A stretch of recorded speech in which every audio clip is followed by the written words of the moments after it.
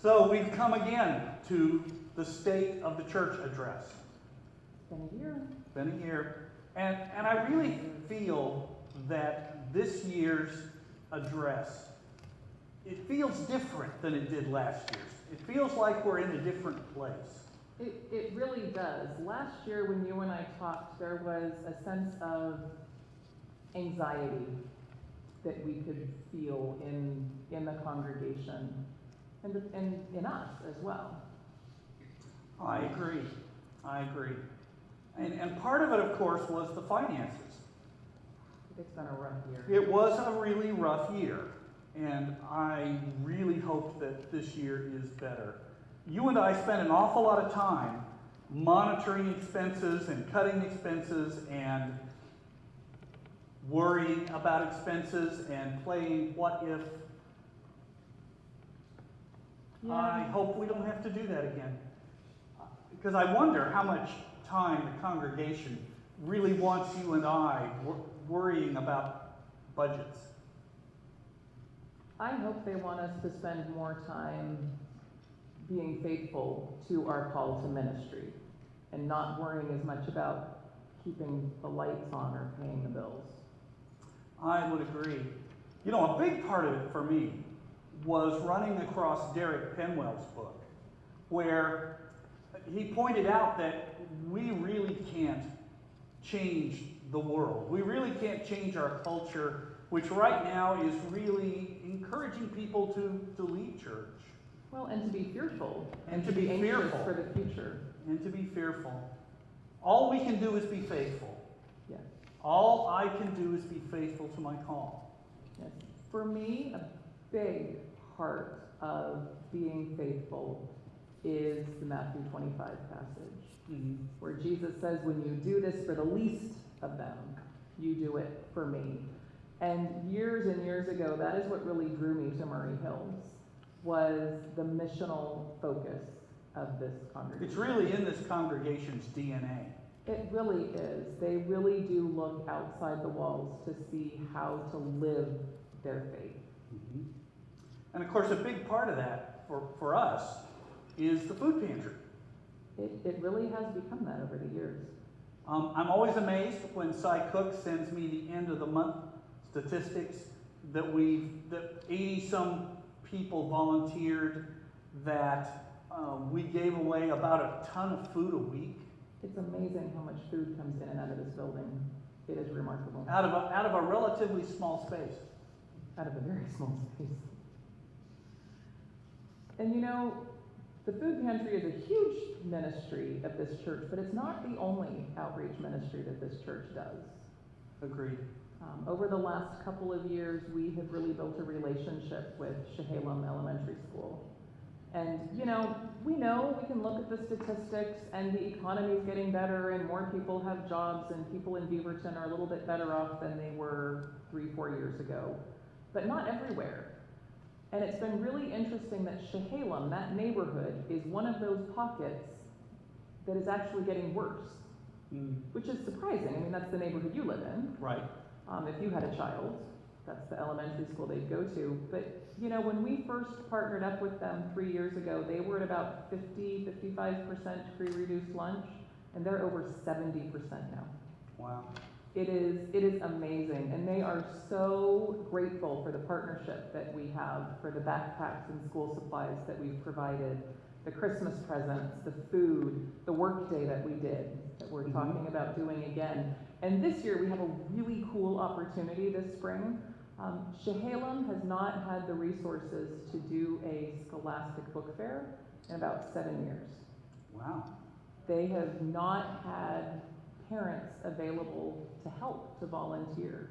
A huge amount of their parents are either dual working parents, or single parents working, or grandparents raising kids and working. So they haven't had the volunteer base to put one on. And think about 70% free reduced lunch. The kids can't buy a scholastic book. Wow. And those things are cheap. They're very inexpensive. They're very cheap. So the principal has actually gotten a grant so that every child will be given money to buy a book. So we get to gather up a group of people to go over and help set up the book fair and help kids shop. That would be such fun. Some of these kids, it might be the first book they're ever able to buy. It's pretty cool. It's pretty cool. I'd like to be part of that. I'm looking forward to it. I think it's going to be fun.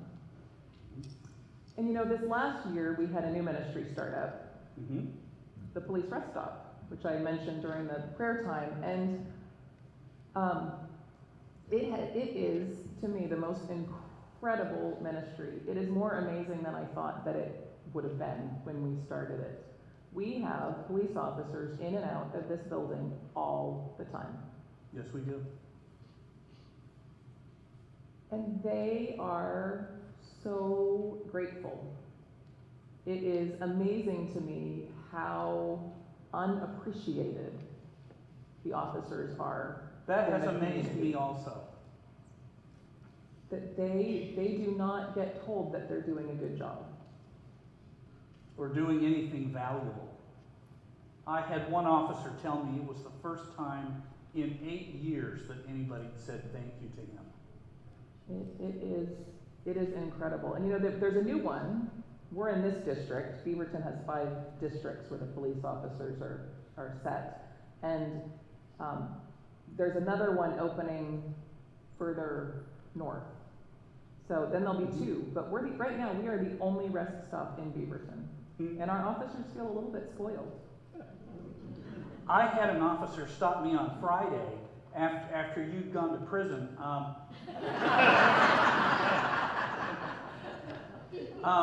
Telling me that he'd been transferred to this precinct and that he really enjoyed our building. He'd been here in the middle of the night several times, but needed to come and tell me how much he appreciated it during the day.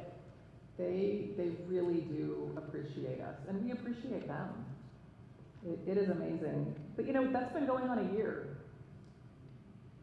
I wonder what new ministry is going to come about this year in 2016. What new thing is going to come out that someone sitting in the pews has something burning inside of them going, maybe we should. You know, on Christmas Day, I got to drive the bus out to Mountaindale, the Mountaindale Recovery Center, which used to be the Mountaindale Retreat Center, and pick up a load of women and children and drive them back here For breakfast. serve them breakfast, and then drive them back out there. And they were delightful. But along the way, one of them took me aside and said that they had just voted that they wanted to make Christianity, religion, more a part of their program, and wanted to know if we could help. It seems like a natural partnership. There's already a bridge built there with the Quilts for Kids ministry. There's already a knowledge of each other there. That could be very cool. And there is Faith Cafe That's very down at Bethel United Church of Christ, a community meal every Sunday night. Everyone's welcome. Everyone's welcome, come and eat. And they always need volunteers. They would love to have us be in the rotation to cook. And they need someone to manage their non-alcoholic happy hour. Now that would be fun. Which is going to be the hour before the meal, where people can just come together and talk. Having a social time, that's important. It is. That seems like a natural fit for us as well, since we're already very concerned about hunger and feeding people in Beaverton. We need folks who would really like to do those things. They would be very cool to get involved in. You know, part of our call to being faithful and caring for others isn't just outside of this building. It's supporting each other as a community. And we really do that here. We do it very well. We do it well. One of my dreams is that this year we might be able to put together another training course for Stephen ministers. It is an amazing training. It's amazing training. It's the training I wish that I had gotten when I was in seminary. It is remarkable. It's been around a long time, though. Yeah, it's been around, but it hasn't been around as long as my graduation from seminary. That's true. You are a dinosaur. I am. I'm a dinosaur roaming the earth. I also wish that our Stephen ministers could be put to more use. Yeah, I am very surprised by that, because I talk to people who, with what they're going through in their life, knowing the training of Stephen ministers, that they would be a perfect place for them to go, a perfect relationship for them to have. And when it's suggested, it's like, oh no, someone else needs it more. Someone else is worse off than me. Mm-hmm. And it's trying to help people understand that Stephen ministry is not necessarily for the people going through horrible, awful things. Because really, when it's really bad, you go find a psychologist. Right. It's that in-between space of you need more than a friend, but not necessarily a professional. And someone you can trust. To trust and to listen and not try and fix it. Just to be there for you. Certainly the next time I have back surgery, I'm going to find a Stephen minister, somebody that I can just talk to. They are incredibly underused. And I hope we can get people to understand what an incredibly beneficial relationship it is. Yeah. We also practice the ministry of space. I love how we use our space. It's always amazing to me how some of our folks will plan an event, set the date, and then come tell us That they're going to do it. And then they're surprised that there's already something on the church calendar. Well, let's see. Well, the Boy Scouts just disbanded, but Girl Scouts, YMCA, violin lessons, Living Waters. Yeah, there is someone in the building, ESL classes.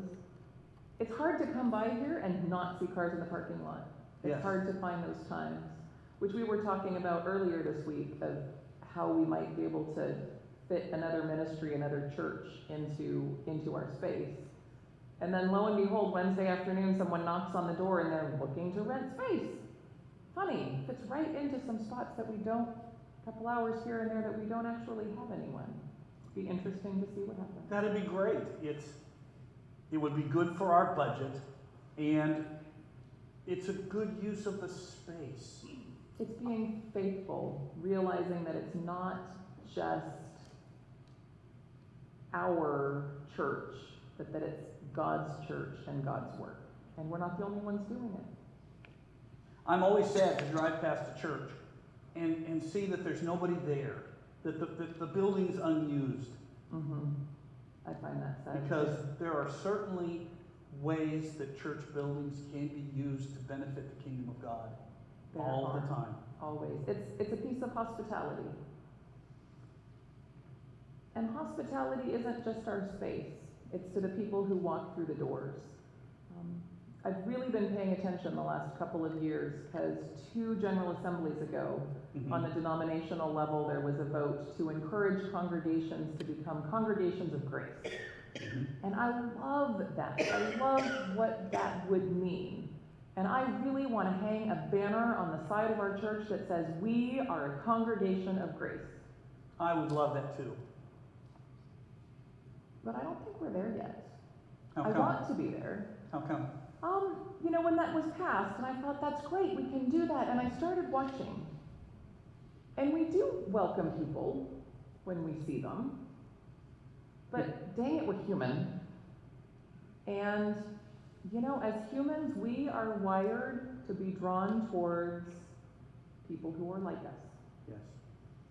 And what I've noticed in the last 2 years is that when we have a family come and visit, or an older couple come and visit, they cannot get out of this sanctuary without being stopped somewhere between 5 and 12 times. Yeah, we mob them. Oh, we mob them. We just want to love on them and have them become part of us because they look like us and they're like us and they'd be so perfect. And then I notice sometimes on the same Sunday that there is a single person, a single parent, or a person of color that has visited. And they get into the sanctuary and out of the sanctuary without anyone saying hello. And it makes me so sad that we missed that opportunity to truly be hospitable. I agree. I think that we honestly don't see those people. It's work. And it's work to say hi to people that we don't know who aren't like us. Okay, you're an extrovert, you talk to anyone. Mm-hmm. I'm an introvert. I could quite happily not talk to someone for good, I don't know, I could probably go a week without talking to anyone and be okay. So it's work, but it's part of that call of faithfulness to hospitality. And I think it's something I'm working on. It's noticing, it's paying attention, and reaching out a little bit. And we are an incredibly loving congregation. We are. And we'll get there. I think we can do it. I know we can do it. One of the things that I'm excited about is the Lenten series. Talk about an opportunity for hospitality. I realize that the Pew Research Forum says that the words that are used most often to define Christians are narrow-minded, judgmental, and homophobic. Yep. And if that's what Christians are, who would want to be one? I don't want to be one of them. I wouldn't be a Christian if that's what it was. But we're not like that. We're not the only church that's not like that. And I want to stand on the roof and shout, we're not like that. And we have colleagues that are joining us in that. So, for Lent, we're going to preach in each other's pulpits On some of the burning questions that all of the congregations are dealing with in terms of faith and church and society. So Murray Hills gets 4 guest preachers during Lent. They do. I'm a little jealous because you get to go experience all of the other churches and the different ways they worship. I get to stay here and host. Mm-hmm. And so I'm looking forward to your coming back and sharing all of the different ways that those churches worship, because we do it differently. I mean, I remember when we were talking about whether or not we were wearing robes or stoles, and Lori said, well, what about collars? Don't you guys wear collars? Nope, don't have one. No, but being a Lutheran Catholic congregation, she has one. So I imagine that's going to be much more high church than we do here. We'll see. We'll see. I will love to get back and reflect on what I've learned, the experiences I've had. You know, because worship really is the center of congregations. It's the number one thing that we do. And you and I live in the most interesting tension between the 9 o'clock service and the 11 o'clock service. And which one's right? Yes, best. Best. Which one's best? Because one of them is best, right? And yeah, who's wrong? Yeah. You know, it's interesting because we live in that tension all year, and then during the summer we come together and try and do one worship service. And we try and sort of pull the best of what people like of both services and what they want to share with the other, and we spend months trying to figure it out before we get to the summer. Right. And then at the end of this summer, when we went back to 2 services, we had the most interesting, I'll use interesting, energy. What a nice word for a brouhaha. I was trying to be nice. over the version of the Lord's Prayer. Yes, because the one we were using during the summer, the various ones, they were not biblical. Well, of course, neither is the one that we end up using. Well, the Lord's Prayer isn't actually in the Bible anywhere. Certainly not the way we say it. It is part of our ritual. And I like rituals. I like the Lord's Prayer. But I gotta be honest, when I'm really in that space, see, I grew up Lutheran. Right. It's trespasses. Death is wrong. Death is wrong. Trespasses is right, because that's what I grew up with, and that's what I learned by the time I was 5 and had memorized and knew. It's language. It's ritual and language. And ritual's important. It is very Ritual important. defines us. It tells us who we are. It does. It tells us who we were. But part of our job is to push at ritual. It is. To make sure that we're not keeping rituals that have no meaning. To make sure the rituals that we're hanging on to are helping us become who we are going to be. The direction that God is leading us into. It's a hard tension to be in. And I'm really struggling these days with the issues of language. Oh boy. I realize that we were talking about the Lord's Prayer, that there are words in the Lord's Prayer that I'm pretty sure we don't know how to define. Hallowed. Yeah. And you know, I mean, America was sort of founded on trying to get away from a kingdom, and we're praying for a kingdom, so there's a little weird struggle there. Yeah, Lord. The issue of Lord. Father. Father. The issue of sexism and patriarchy. You know, the big problem for me now is that I find myself singing songs that I have sung all my life. And all of a sudden these words jump out at me and I realize that I can't sing this song. You know, isn't that horrible where you hear the organ and you go, your heart says, oh, I know this song, I love this song, and you start to feel comfortable and you start singing and go, now what do I do? Because you've got that disconnect, like you're so happy and comfortable and yet so uncomfortable and almost revolted sometimes by the language. And I don't know what to do. I don't either. I don't want to stand while everybody's singing, stand silently. I don't know what to do. But we live in that tension. We do. Between what we believe and the rituals that have been handed down to us. You know, one of the things that I love the most about the pastor's class, the class that before baptism, that is starting the middle of February, is I get to have those discussions with our youth. Because this church, in some ways, is really unique. Starting with worship and wonder and going through Way of the Child, as well as in Sunday school, our children are not told what the Bible means. They're not told what to believe. They're taught and encouraged to build a relationship with God, to have a relationship with Jesus, to really work out their own faith and what it looks like and what it means and what they believe and how they use the Bible.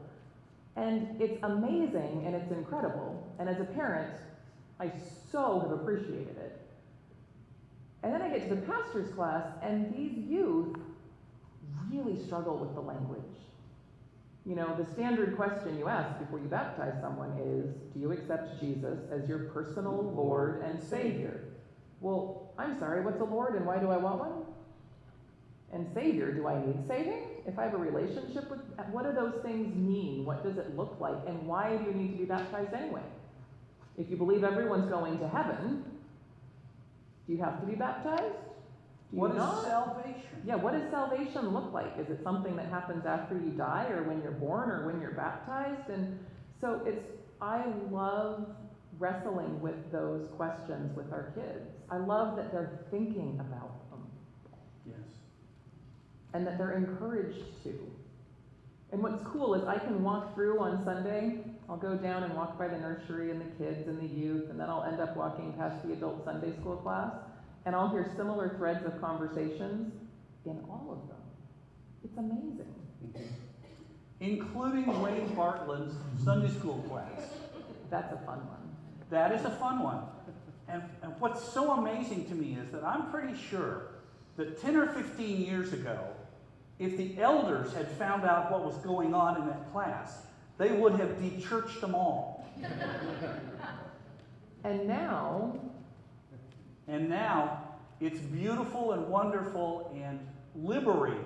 it is. What I think is funny is you make comments every once in a while about what heretics they are, and I go, what? We had those conversations in seminary. I listen to the conversations in that adult Sunday school class and go, that sounds like something I heard around the lunch table, and that sounds like something in the hallway. The thinking that they're doing, the theological work that they're doing is really cool.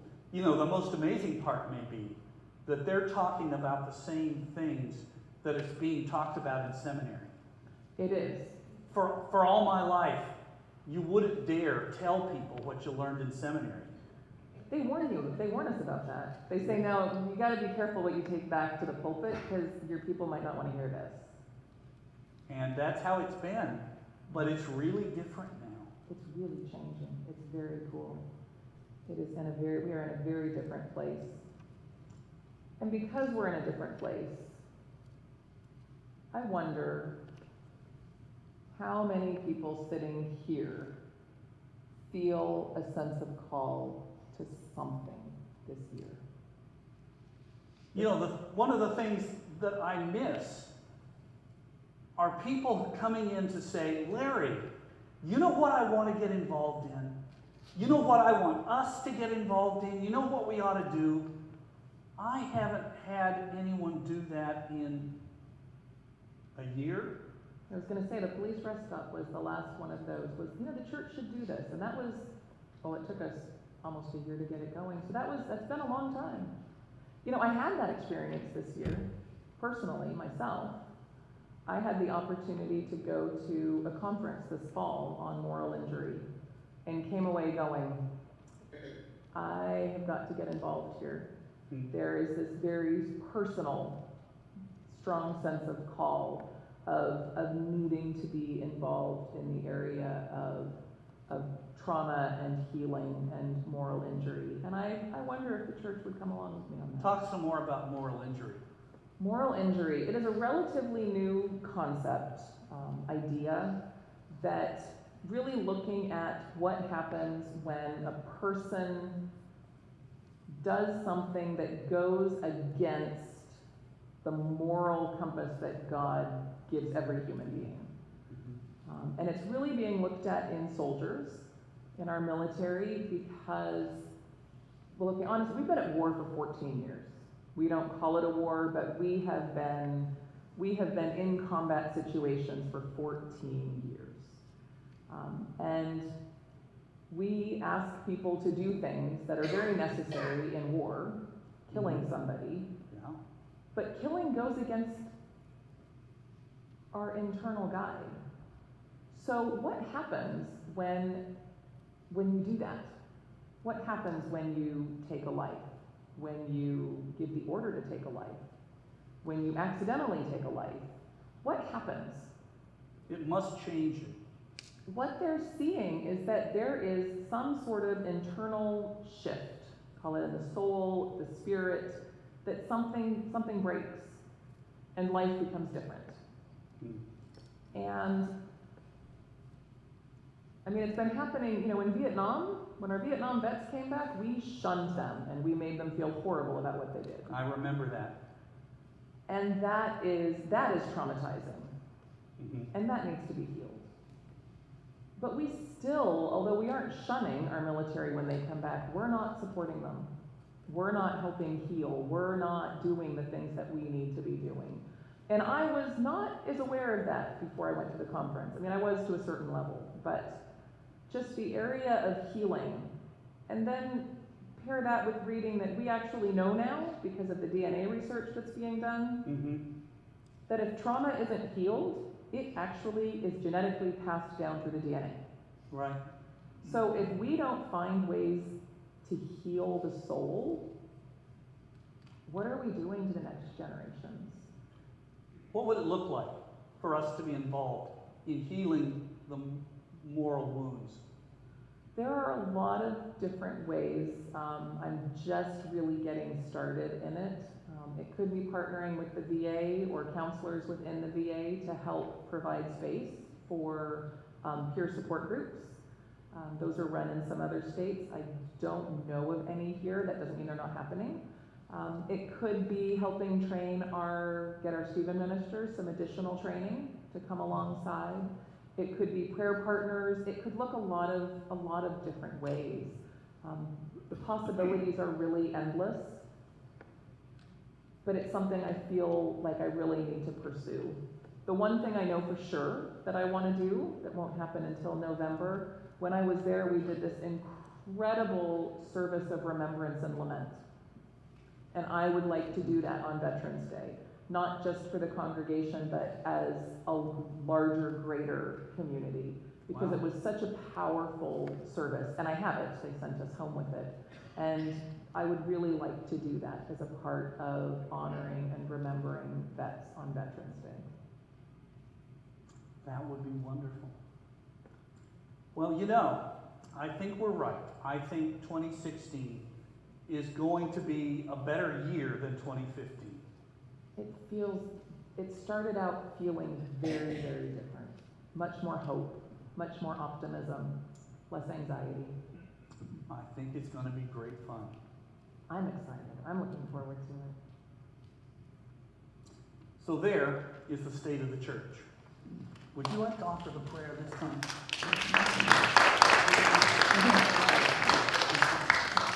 Pray with us. Loving God, you know our hearts. You know our dreams and our desires. Guide us. Love us. Encourage us to walk the journey that you have placed before us as individuals and as community, so that we can be out in your world, your light, your love, a part of your kingdom. In Christ's name, amen.